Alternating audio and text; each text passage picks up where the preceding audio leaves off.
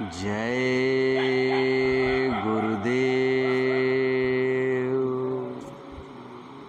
परम संत परम पूज्य बाबा जय गुरुदेव जी महाराज के चरणों में कोटान कोटि बार नमन प्रणाम करते हुए यह विनय विनती करते हैं कि हम सभी की जीवात्माओं को इस काल माया के देश से छुड़ा करके अपने निज धाम सतलोक सचखंड ले चलें।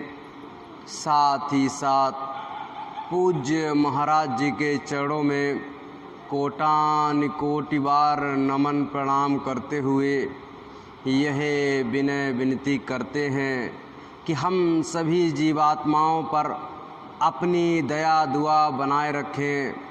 हम सभी जीवात्माओं को अपना मार्गदर्शन देते रहें।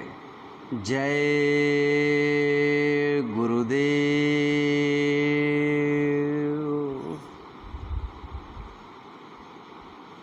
देखिए प्रेमी भाई बहनों, ये जो जय गुरुदेव नाम है जिसे हम और आप बार बार लेते हैं, जिसके नाम से हमारी संस्था चल रही है, जिस नाम से अपना ये जय गुरुदेव जन्मभूमि खितौरा आश्रम और मथुरा का अपना मेन आश्रम जय गुरुदेव आश्रम, ये सब इस नाम को जगाने के लिए बहुत मेहनत की गई है, बहुत मशक्क़त की गई है।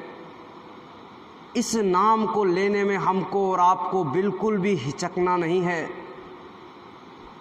आते जाते बैठते उठते हर वक्त जब भी आपको समय मिल जाए, आपको इस नाम को हर वक्त जपते रहना है। हर वक्त मन ही मन, अंदरूनी मन में किसी को सुनाई ना पड़े, बस अंदर में जय गुरुदेव जय गुरुदेव जय गुरुदेव चलना चाहिए।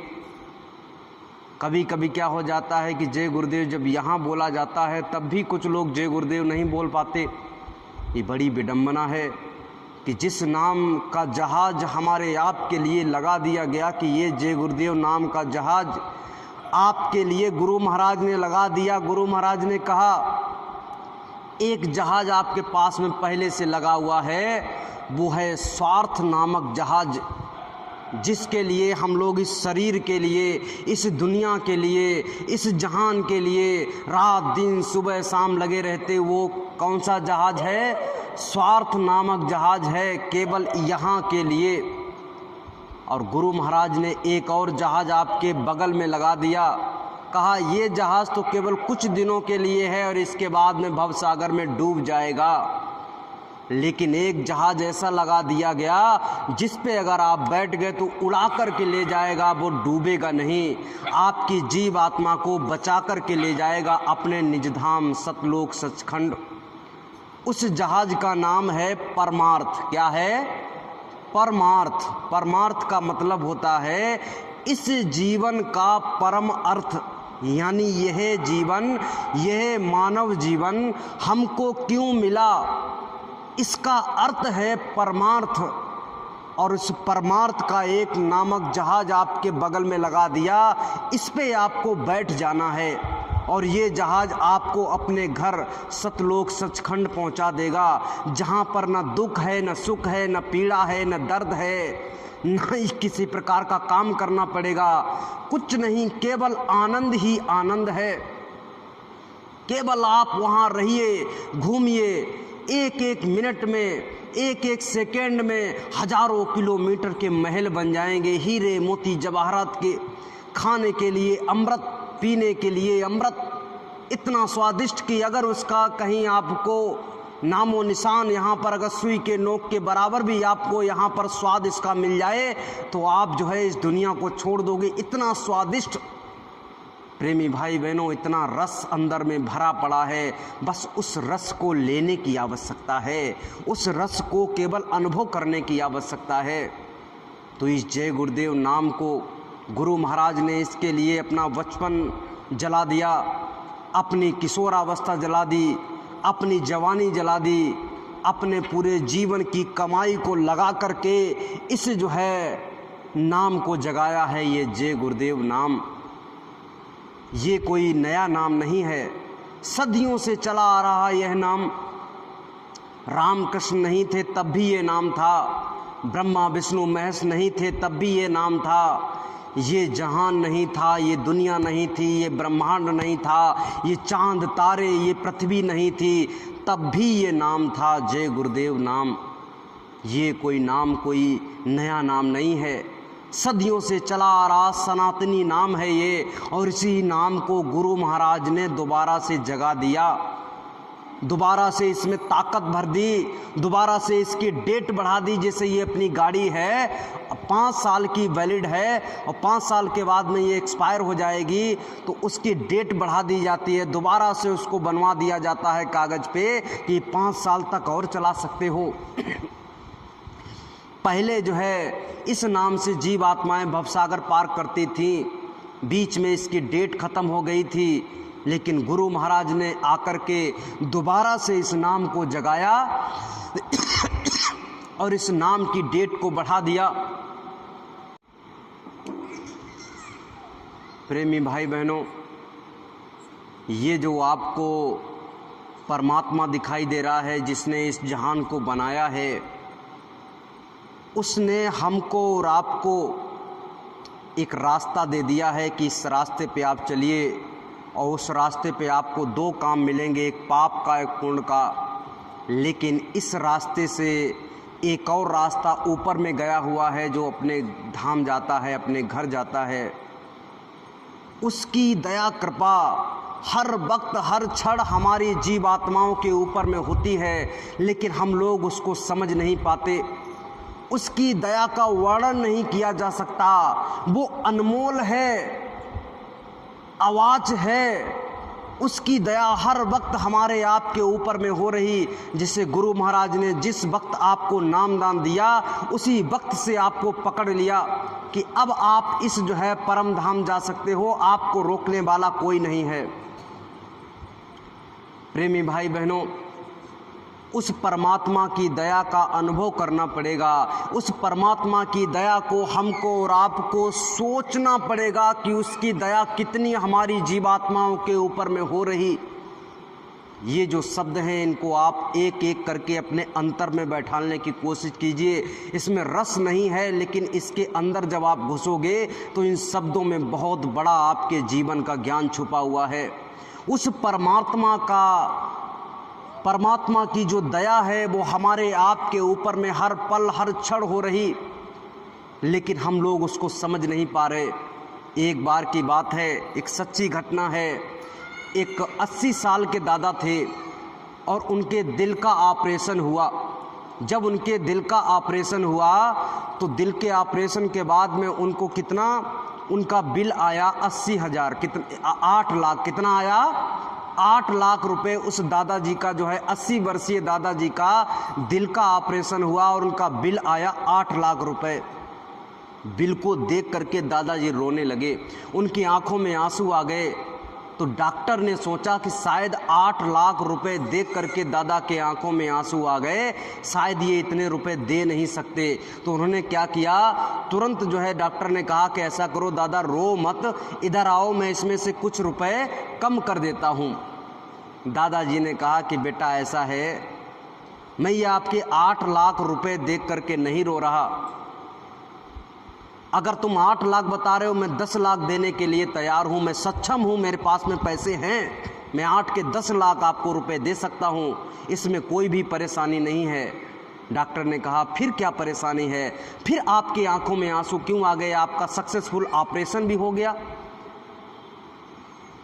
दादाजी ने कहा कि बेटा ऐसा है, मेरे आंखों में आंसू इसलिए आए हैं क्योंकि तूने तो सिर्फ जो है ये 3 घंटे के लिए इस दिल को संभाला है और बिल कितना दिया है, 8 लाख रुपए। कितने घंटे के, 3 घंटे के 8 लाख रुपए बिल दिया है तूने, और उस परमात्मा ने इसको 80 साल संभाला है। कितना, 80 साल उस परमात्मा ने इस दिल को संभाला है और उसने 1 रुपया भी बिल का नहीं भेजा कि लो जाओ जो है उस फलाने व्यक्ति को दे देना, फलानी माता जी को दे देना, फलाने दादाजी को दे देना कि इतना आपका बिल आया है। कभी उस परमात्मा ने आपके पास में बिल भेजा? कभी बिल नहीं भेजा। आपकी धड़कन चल रही, आपका दिल चल रहा, आपकी नसों में जो है खून दौड़ रहा। जब आप सोते हो तो आपको मर जाना चाहिए, क्योंकि उस समय आपकी क्रिया जो है बंद हो जाती है, लेकिन उस समय भी वो परमात्मा ने ऐसा आपके अंदर में सिस्टम लगा रखा है कि फिर भी रक्त चलता रहता है, फिर भी धड़कनें चलती रहती हैं और फिर भी अपने नर्वस सिस्टम, अपने पूरे शरीर का सिस्टम चलता रहता है। उस परमात्मा ने इस तरीके से हमको और आपको बनाया है, लेकिन उस परमात्मा की तरफ हमारा आपका बिल्कुल भी 1 सेकंड के लिए रुझान नहीं जाता। केवल इस संसार में फंसे हुए हैं, इस संसार की वस्तुओं में फंसे हुए हैं। लग रहा है ये संसार ही सब कुछ है, लेकिन उस परमपिता परमात्मा ने हमको और आपको बनाया। उस परमपिता परमात्मा ने हमारे शरीर को चला रहा, इसके एक एक अंग को चला रहा। उसके प्रति हमारा कोई भी जिम्मेदारी नहीं बनती, उसके प्रति हमारी 1 सेकंड के लिए भी सोच नहीं जाती कि हे परमपिता परमात्मा, तूने हमको बनाया, तूने हमको ये सब कुछ दे दिया, यहाँ रहने के लिए घर दे दिया, हमारी देखभाल करने के लिए माँ बाप दे दिए, खाने के लिए रोटी दे दी, घूमने के लिए गाड़ी दे दी, सब कुछ दे दिया, लेकिन इसके बावजूद उस परमपिता परमात्मा के प्रति हमारा कोई भी रुझान नहीं, कोई भी धन्यवाद देने की कोशिश नहीं की। तो बाबा ने कहा कि देखो डॉक्टर, आज नहीं तो कल हमको और आपको सबको मरना है। ऐसा थोड़ी है कि डॉक्टर नहीं मरता है, बहुत प्यारा, उसके भी तबीयत खराब होती है, उसका भी जो है काम हो जाता है। तो इसलिए प्रेमी भाई बहनों, उस परम पिता परमात्मा का हमें धन्यवाद देना चाहिए कि देखिए उस दादा ने कहा कि भाई 80 साल तक उसके दिल को उस परमात्मा ने संभाला, कोई भी बिल नहीं दिया। इसीलिए उनका हमें धन्यवाद देना चाहिए। हर एक पल, हर एक क्षण उस परम पिता परमात्मा की याद में लगाना चाहिए। बहुत सारे लोग कहते हैं मेरे पास समय नहीं है। गुरु महाराज ने कहा कि आप सुमिरन ध्यान भजन कर लिया कीजिए, उस परम पिता परमात्मा का थोड़ा नमन कर लिया कीजिए। कहते हमारे पास में समय नहीं है, 1 पल का भी समय नहीं है, 5 मिनट का भी समय नहीं है कि मैं बैठ करके उस परम पिता परमात्मा को याद कर सकूं। तो गुरु महाराज ने कहाँ तक छूट कर दी, आप बिना नहाए धोए ही कर लेना, कोई बात नहीं। आप सुबह सुबह उठो, बिना नहाए धोए ही 5 मिनट के लिए उस परमात्मा को याद कर लेना, क्योंकि आप नहलाओ धुलाओगे किसको? इस शरीर को। समझिए, नहलाओगे धुलाओगे किसको? इस शरीर को। लेकिन भजन किससे करना है? आत्मा से। वो तो पवित्र है, उस आत्मा से उस परमात्मा का भजन करना है, इस शरीर से नहीं करना। ये तो शरीर केवल निमित्त मात्र है, यहाँ पर बैठा हुआ है। नहलाओगे धुलाओगे इसको, खिलाओगे पिलाओगे इसको, लेकिन परमात्मा आत्मा से उस परमात्मा का भजन करना है। तो हमको आपको फर्क नहीं पड़ना चाहिए। इसीलिए संत महात्माओं ने कहा कोई बात नहीं, बिना नहाए धोए ही कर लेना सुबह सुबह उठ करके। लेकिन कहते हैं सुबह जैसे ही चारपाई से उठे, तुरंत कोई ना कोई काम पड़ गया और उठे बस काम में लग गए। तभी तो संत महात्माओं ने कहा कि इस दुनिया के काम कभी कम नहीं होंगे और एक दिन इस दुनिया में हम नहीं होंगे। जब तलक है जिंदगी फुर्सत न होगी काम से, और कुछ समय ऐसा निकालो प्रेम कर लो उस राम से। इसीलिए जो भी समय मिल जाए उसमें परमपिता परमात्मा का हमको और आपको भजन करना चाहिए। उन्होंने कहा तात गुरु सुमिरन कर लेहु और ना जाने किस दिन चाली देहु। उन्होंने कहा तात मतलब तुरंत, अभी जो आपके पास में समय है उसमें उस परमपिता परमात्मा का भजन कर लीजिए। कोई भी जीवन का पता नहीं है किस समय आपका जो है समय समाप्त हो जाए और किस समय उसका जो है वारंट आ जाए। इसलिए सुमिरन ध्यान भजन जो भी कर पाओ, बस तुरंत अभी आपके पास में जो कुछ भी समय है, 2 मिनट 4 मिनट 10 मिनट, उसमें जो है करना प्रारंभ कर दीजिए। हम लोग क्या सोचते रहते हैं, 1 घंटे का समय जब मिलेगा तब करेंगे, 2 घंटे का समय मिलेगा तब करेंगे। अभी 4 लोग आसपास में हैं। गुरु महाराज ने कहा इस खड़बड़ में जैसा हो वैसा कर लीजिए। आंखें बंद कीजिए, बाहर को देखना बंद कीजिए, अपने कानों को बंद कीजिए, ऊपर जो है उस परमपिता परमात्मा को याद करना शुरू कर दीजिए। यही तो एक तरीका है। नहीं तो हम यहाँ पर कर्मों में फंस गए। किसमें? कर्मों में लगातार फंसे चले जा रहे और कर्म नामक दलदल हमें नीचे घसीटे चला जा रहा, और हमने यहाँ पर किसी को जो है अपना मालिक नहीं बनाया। एक बार की बात है, एक शेर था, वो एक गाय का पीछा करते करते गाय को जो है दौड़ा रहा था और पीछे पीछे भाग रहा था उसका शिकार करने के लिए। गाय बेचारी जान छोड़ करके भाग रही थी, क्योंकि जब किसी के पीछे मृत्यु पीछे लगी हो, किसी को मालूम हो कि मेरे पीछे कोई हमें मारने के लिए आ रहा है, तो उसकी ताकत 4 गुनी 5 गुनी हो जाती है। गाय अपनी जान छोड़ करके भाग रही, पीछे शेर भी अपनी जान छोड़ करके भाग रहा, क्योंकि वो जो है खाएगा नहीं तो मर जाएगा, वो भी जो है उसको पकड़ने के लिए। गाय ने एकदम छलांग मारी तो एक दलदल था, दलदल में जा कर के गिर गई, और शेर ने भी छलांग मारी तो वो भी जो है हाथ दो हाथ उसके पीछे जो है जा कर के गिर गया। अब शेर इधर फंस गया, वो आगे नहीं बढ़ पा रहा, और गाय वहाँ पर आगे फंस गई।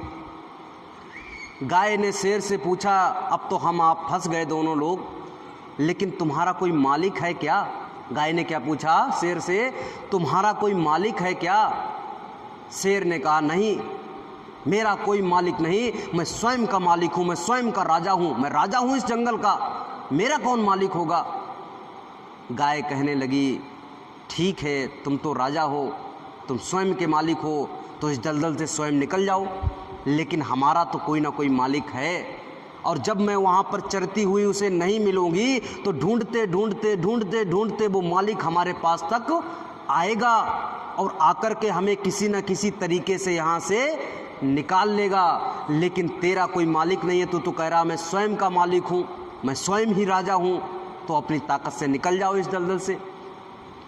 शेर क्या करने लगा, अपनी ताकत दिखाने लगा।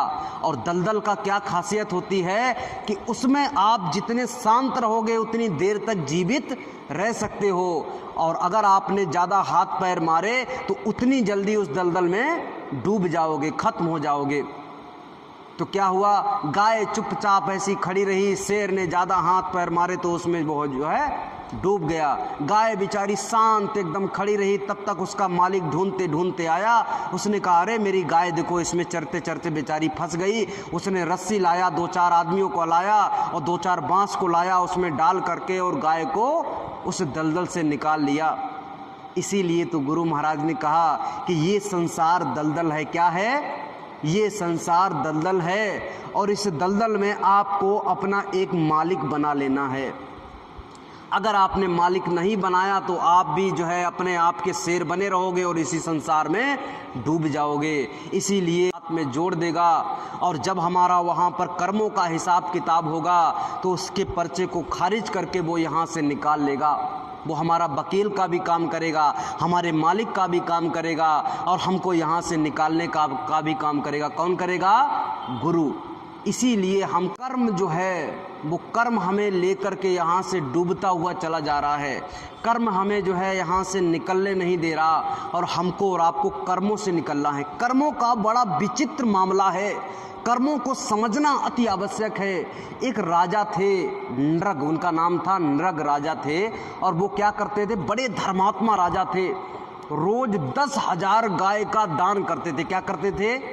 रोज 10,000 गाय का दान करते थे। हम लोग यहाँ पर एक गाय माता को 2 रोटी खिलाते हैं, कहते हैं हमने बहुत बड़ा पुण्य कर दिया। अब तो स्वर्ग में हमारे लिए मकान बन गया होगा, हमारे लिए घर बन गया होगा, पार्क बन गया होगा। लोग 4 लोग वहाँ पर खड़े होंगे कि भलाने व्यक्ति जब आएंगे तो उनका आरती की जाएगी। अब आप समझिए, नृग राजा जो थे 10,000 गाय का दान करते थे ब्राह्मणों को। एक दिन की बात है कि वो 10,000 गायों का जब दान कर रहे थे तो उस दिन जो है 10,001 ब्राह्मण आ गए। कितने? 10,001 ब्राह्मण आ गए। तो उन्होंने 10,000 को जो है दान कर दिया, और उनको ये मालूम था कि 10,000 ही रोज आते हैं, लेकिन उन्होंने कहा ये भी गाय दे दो उस ब्राह्मण को। तो उस ब्राह्मण में वो दोनों ब्राह्मण आ गए। तो वो एक ब्राह्मण कहने लगा मुझे दी गई, दूसरा ब्राह्मण कहने लगा कि मुझे दी गई। अब दोनों में झगड़ा हो गया। राजा अपनी कचहरी में बैठे हुए थे। अब दोनों आए वहाँ पे और आकर के राजा को कहने लगे कि राजा साहब, ये गाय बताइए इस ब्राह्मण को दी है कि हमें दी है। अब दोनों को देख करके राजा ने कहा कि अरे, हम तो एक को दी थी, लेकिन इसमें से किसको बता दें कि इसको दी है कि इसको दी है। अब वो ऐसे ऐसे करके मुंह हिला रहे थे, कुछ कह नहीं रहे थे, मुंह से एक शब्द भी नहीं बोला। केवल जब उनसे पूछा गया कि गाय इनकी है कि इनकी है, तो ऐसे ऐसे करके मूड हिला रहे थे कि इनकी है कि इनकी है, किसकी कह दें। तो उसमें से एक ब्राह्मण ने जो है उनको अश्राप दे दिया। क्या दे दिया? उसके बर्दाश्त के बाहर हो गया, तो उसने अश्राप दे दिया कि ऐसे गिरगिट की तरीके से ऐसे मूड हिला रहा है, जा तो गिरगिट बन जाना। क्या बन जाना? गिरगिट बन जाना। बेचारे वो 10,000 गायों का दान करते थे और अगला जन्म उनको काहे का मिला? गिरगिट का मिला। एक जो है अंधे कुएं में पड़े हुए थे, उसमें गिरगिट बन गए थे, और उस गिरगिट जो है क्या करती है, ऐसे मूड हिलाती रहती है, लाल पीली होती रहती है। जब श्री कृष्ण का अवतार हुआ, श्री कृष्ण जब जो है वहाँ पर गाय चराने के लिए गए, और वहाँ पर जब गाय चराते चराते उस कुएं के पास में पहुँचे और उनके पैरों से मिट्टी लग कर के वो मिट्टी जब जो है उस गिरगिट के ऊपर जा कर के गिरी, तब उसका क्या हो गया? उद्धार हुआ राजा नरक का। आप देखिए कि उसने कुछ भी गलत नहीं किया, उसने किसी का नाम भी नहीं लिया, उसने 10,000 गाय का रोज जो है दान भी करता था, बड़ा धर्मात्मा राजा था। इसके बावजूद उसको क्या बनना पड़ा? गिरगिट बनना पड़ा। अच्छा, जरा समझने की आवश्यकता है कि अगर संत महात्मा हमको और आपको नहीं मिल पाए तो इस भवसागर से निकलना बहुत मुश्किल है। ये भवसागर भावों का सागर है, आपको यहाँ पर डुबो के ही मानेगा। आपके पास में 10 इंद्रियां, 3 गुण, 4 अंतःकरण, ये सब आपके एक मन आपके साथ में लगा दिया गया और इसको ड्यूटी दे दी गई कि इस जीव को यहीं पर फंसा करके रखना, इस जीव को यहाँ से निकलने नहीं देना है। प्रेमी भाई बहनों, बड़ा ही समझने की आवश्यकता है, बड़ी जानकारी की आवश्यकता है। हमको और आपको इस संसार में यहाँ पर आकर के जिस प्रकार से फंसा दिया गया, अब हमको और आपको यहाँ से निकलना है। निकलने के लिए गुरु की आवश्यकता है, और गुरु हमको मिल गए परम संत बाबा जय गुरुदेव जी महाराज। इन्होंने हमको और आपको रास्ता बता दिया है, इन्होंने हमको और आपको एक जगह दे दी है कि इस जगह पर, यानी ये आध्यात्मिक पाठशाला है, इस आध्यात्मिक पाठशाला में बैठ करके अपनी जीव आत्मा को कैसे निकाला जाएगा इस भवसागर से, उसको आपको रास्ता वहाँ पर मिलेगा। और ये पाठशाला क्या है? सत्संग है। सत्संग जल जो कोई पावे, मैं लाई सब कट जावे। ये सत्संग का जल जो कोई भी इंसान इसको पाता है, उसके अंदर की मैलाई, उसके अंदर के कर्म धीरे धीरे धीरे धीरे सब कट जाते हैं और वो जीव आत्मा पवित्र होना शुरू हो जाती है। इस जीव आत्मा के ऊपर में बहुत सारे कर्मों के पर्दे हैं। धीरे धीरे धीरे धीरे धीरे धीरे जब वो कटते चले जाएंगे तो ये जीव आत्मा पवित्र होती चली जाएगी, स्वच्छ होती चली जाएगी। और ये जीव आत्मा जैसे जैसे पवित्र होगी, स्वच्छ होगी, वैसे वैसे इसकी जो है ऊर्जा बढ़ती चली जाएगी, इसकी शक्ति बढ़ती चली जाएगी, आपको अनुभव होना प्रारंभ हो जाएगा। गुरु महाराज ने कहा आपके विचार सच्चे होने चाहिए। वो परमपिता परमात्मा आपको लेने के लिए हाथ बढ़ा करके खड़ा है। आप केवल घाट पे बैठ करके उस परमपिता परमात्मा को प्राप्त करने के लिए हाथ तो बढ़ाइए। लेकिन प्रेमी भाई बहनों, हम हाथ बढ़ाने के लिए तैयार नहीं हैं, हम घाट पे बैठने के लिए तैयार नहीं हैं, तो बताइए कैसे वो परमपिता परमात्मा आपको ले जाएगा। अब रोज ट्रेन आ रही है पटरी पे, और वो जो है स्टेशन पे रोज ट्रेन आ रही है, लेकिन आप स्टेशन पे पहुँचे ही नहीं, आप समय पर स्टेशन पे पहुँचे ही नहीं, तो वो ट्रेन आई और जो सवारी वहाँ पर थी उनको लेकर के वहाँ से चली गई। आप बाद में अगर गए भी तो बाद में गए टहलते टहलते और कहा कि अरे वहाँ तो ट्रेन थी ही नहीं, और फिर लौट आए। इसीलिए गुरु महाराज ने कहा नित्य नियम से एक समय बना लीजिए, उस समय पे बैठिए सुमिरन ध्यान भजन के लिए, उस परमात्मा की जो है दया दुआ लेने के लिए। हम और आप कभी नित्य नियम से बैठते नहीं, कभी उस परमात्मा की याद में बैठते नहीं, कभी उसकी दया दुआ लेने के लिए नित्य नियम से जो है स्टेशन पे जाते नहीं, घाट पे जाते नहीं, और फिर कहते हो दया नहीं हो रही, फिर कहते हो परमात्मा जो है हमको जो है दया नहीं दे रहा, वो परमात्मा हमको जो है आगे बढ़ाने की नहीं सोच रहा। वो परमात्मा तो आपको आगे बढ़ाने के लिए सोच रहा, वो परमात्मा तो दया और दुआ आपको दे रहा है। लेकिन प्रेमी भाई बहनों, उस परमात्मा की दया दुआ लेने के लिए हम और आप तैयार नहीं हैं।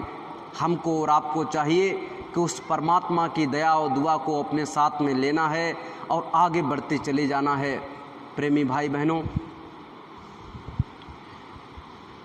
गुरु महाराज ने कहा कि कर्मों का अंबार आपके ऊपर धीरे धीरे चढ़ता चला गया, उसको उतारने की आवश्यकता है। कैसे? बहुत सारे ऐसे कर्म हो जाते हैं, कहते हैं कि उन्होंने कहा था ऐसा हमने कर दिया। अगर कोई दूसरा व्यक्ति कह रहा है तो बिना सोचे विचारे उस काम को ना करें। पहले सोच विचार लीजिए कि फलाने व्यक्ति ने ऐसे कहा कि ये काम कर दीजिए, आप उसको सोचिए कि आपकी जीव आत्मा के कल्याण के लिए है या नहीं। यहाँ बड़े बड़े लोग आए, श्री कृष्ण से बड़ा यहाँ पर कौन होगा? देवी देवता जिसका हम लोग मंदिर बनाए हैं, जिसकी हम लोग पूजा करते हैं, वो श्री कृष्ण से बड़ा कौन होगा? लेकिन प्रेमी भाई बहनों, उस जो है श्री कृष्ण ने किसको आज्ञा दिया?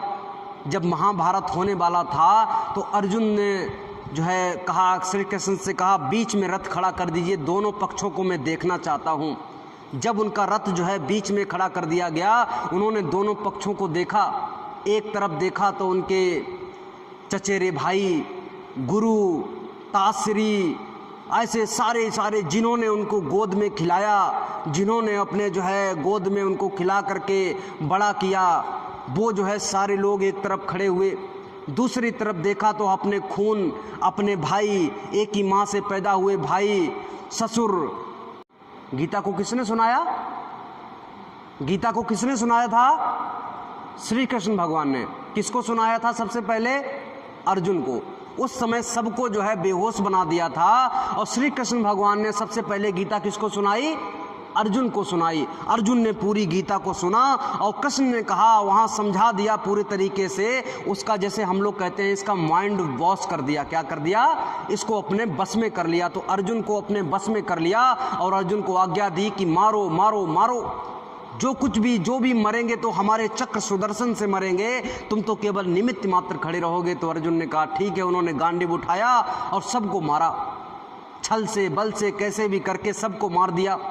अब सबको जब मार दिया, जब महाभारत पूरी हो गई, तो अर्जुन ने जो है एक पार्टी को रखा और कृष्ण को बुलाया कि अब तो हम जीत गए, चलिए हम लोग साथ में मिलकर के खाना खाते हैं। क्योंकि रोज वो मिलकर के एक साथ एक ही थाली में वो सारे पांडव और श्री कृष्ण खाते थे। लेकिन आज श्री कृष्ण भगवान ने मना कर दिया कि मैं तुम्हारे साथ में नहीं खा सकता, मैं तुम्हारे साथ में बैठ भी नहीं सकता।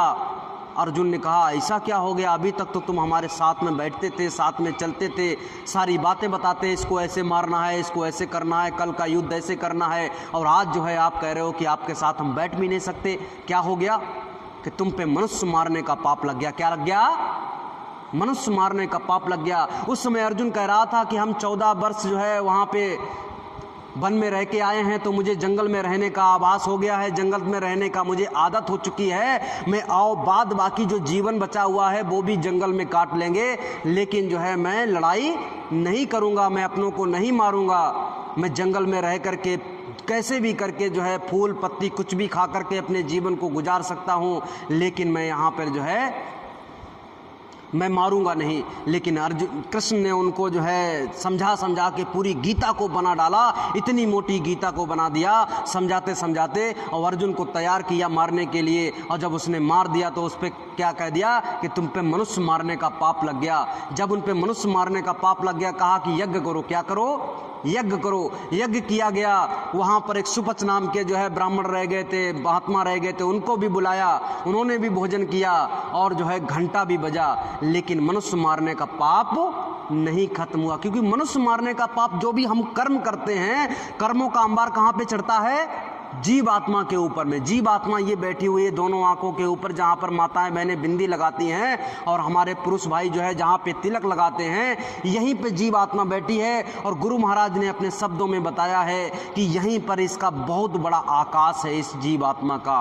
और जो भी हम कर्म करते हैं पाप और पुण्य के, वो यहीं पे इकट्ठे होते हैं, और पहाड़ों के मापी के यहीं पे इकट्ठे हो गए। हमने और आपने जो है यज्ञ किया, जप किया, तप किया, जो कुछ किया, इस शरीर को जो है साफ किया, सुंदर किया, इस शरीर के लिए किया। लेकिन जीव आत्मा के पास कोई भी पहुंच नहीं पाया। अगर जीव आत्मा के पास में पहुंच गए होते तो वहां पर जो है जीव आत्मा की जो है कर्मों की सफाई हो जाती और हम लोग यहां से निकल जाते। तो श्री कृष्ण भगवान ने कहा ऐसा है, अब भी मनुष्य मारने का तुम्हारा पाप तुम पे खत्म नहीं हुआ, हम तो अपनी द्वारिका में जा रहे हैं।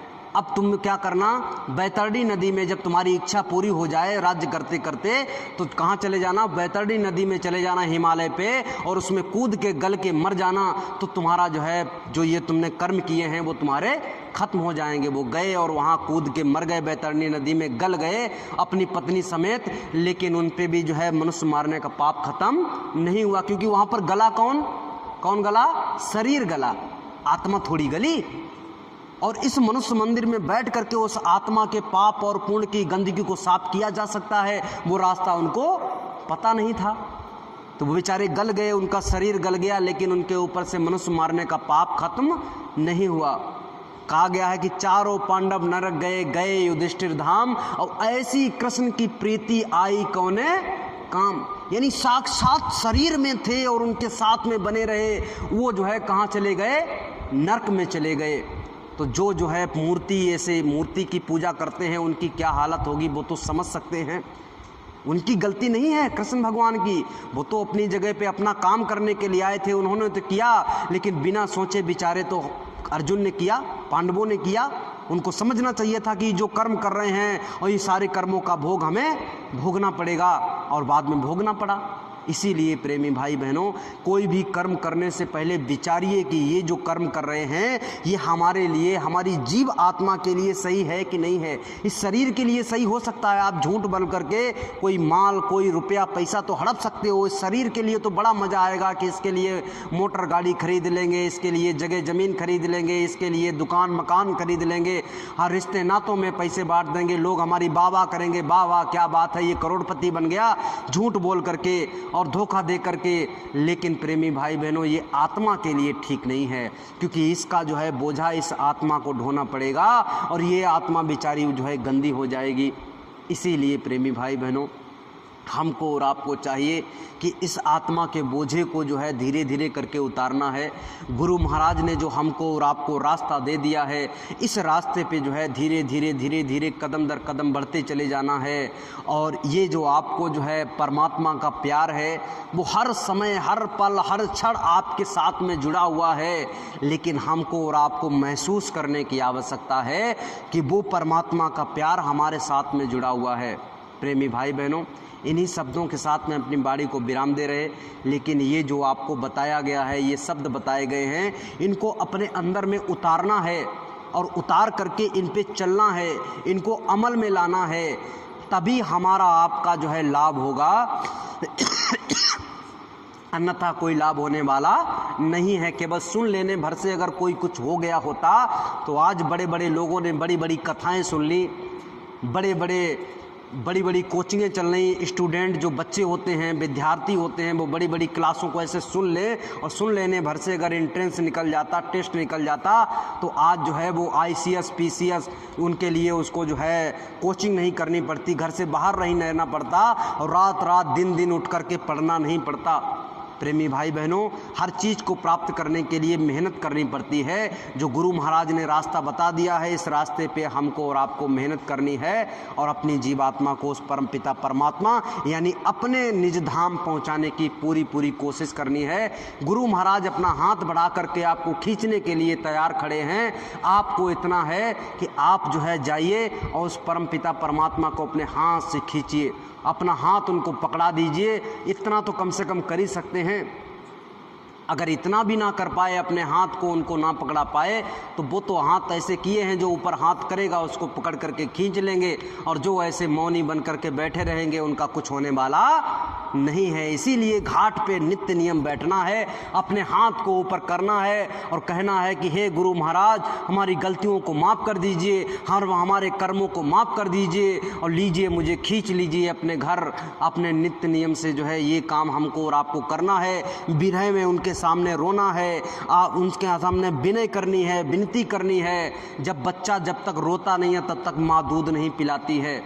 आप प्रमाण देख लीजिए, बच्चा सोता रहेगा तो माँ सोचती है कि तो अभी तो सो ही रहा है, अभी तो पेट भरा है, लेकिन जब वो खूब कस के रोने लगता है, पूरे मोहल्ले को खड़ा कर देता है, तो माँ तरह तरह के यत्न करती है, तुरंत दूध भी पिलाती है और तरह तरह के यत्न करती है, पता नहीं इसको क्या हो गया। जब बच्चा रोता है तभी जो है उसके घर वाले, उसके जानने पहचानने वाले उसको जो है देखते हैं और उसकी सहायता करते हैं।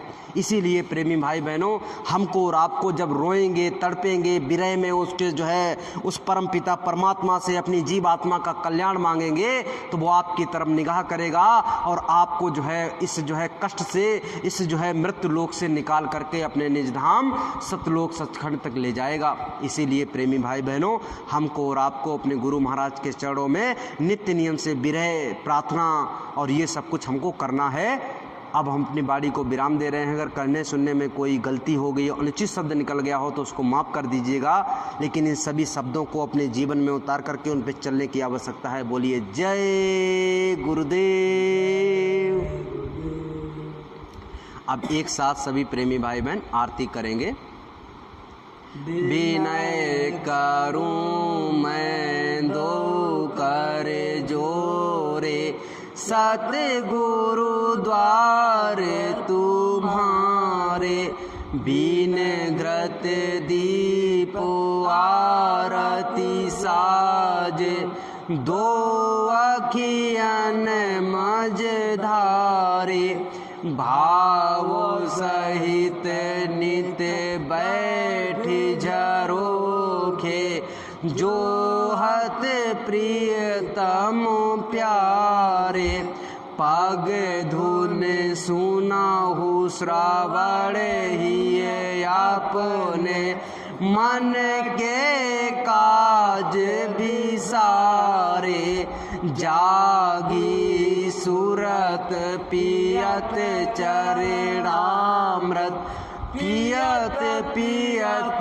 हुई नारी, घंटा शंख मृदंग सारंगी, बांसी बीन सुनारी। जय गुरुदेव जी की आरती करते, गावती जय जयकारे। विनय करूं मैं दो कर जोरे, सतगुरु द्वारे तुम्हारे, मालिक के द्वार तुम्हारे, साता द्वारे तुम्हारे, समरथ द्वारे तुम्हारे। जय गुरुदेव। बाबा जी का कहना है शाकाहारी रहना है, बाबा जी की अर्जी है, आगे आपकी मर्जी है। तन मन करता काम खराब, अंडा मछली मांस शराब, क्या खाने से होगी भलाई, साग सब्जी दूध मलाई। बाबा जी तो बचा रहे हैं, शाकाहारी बना रहे हैं, बचना और बचाना है, शाकाहार अपनाना है। हजूर महाराज ये कहना, हाथ जोड़ कर विनय हमारी, हो जाएं सब शाकाहारी। जय गुरुदेव। जय। जब सभी प्रेमी भाई बहन स्वामी जी के चरणों पर अपना माथा टेकेंगे, अपने अपने गुनाहों का मालिक से अपना माफ करा लेंगे।